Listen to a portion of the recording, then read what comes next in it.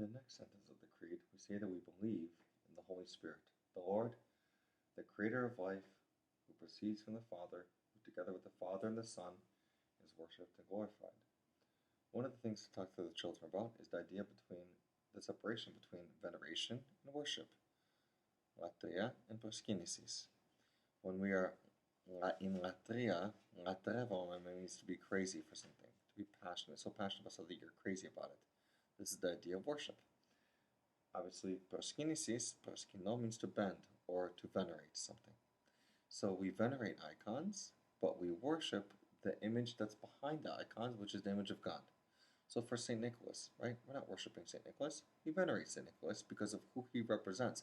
He's only St. Nicholas and only an important figure in our life because Christ is working through him. Christ has glorified him in the specific way that he has as a wonder worker, and of course all the other things that St. Nicholas does, and all the beautiful historical stories about him, and the hagiographies and everything else, of course the miracles.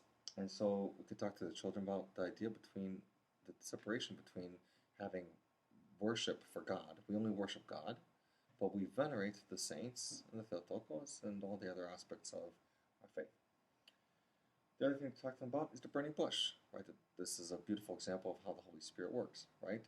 It's God's will who's there, right? The presence, the back of God that Moses experiences.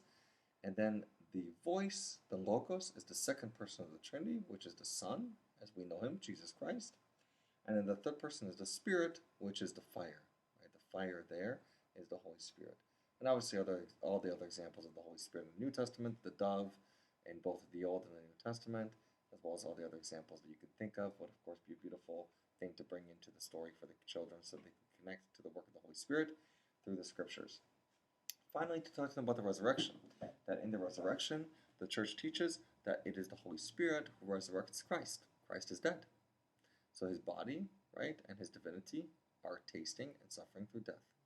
And God, for the first time, has to understand what ending is like, because he has no end. And yet through the humanity of Christ, the divinity tastes death and tastes an end. And yet through the Holy Spirit, it is by the will of God, right, through Christ, right, Christ is the middle of that event, and then the Holy Spirit is the one who raises him up. And to just talk to the children, that is the Holy Spirit who raises Christ, is a very beautiful and important theological point that they should all know. And of course, any other ideas that you would like to share with them about the Holy Spirit, and any of the historical notes that you would like to share with them at this time.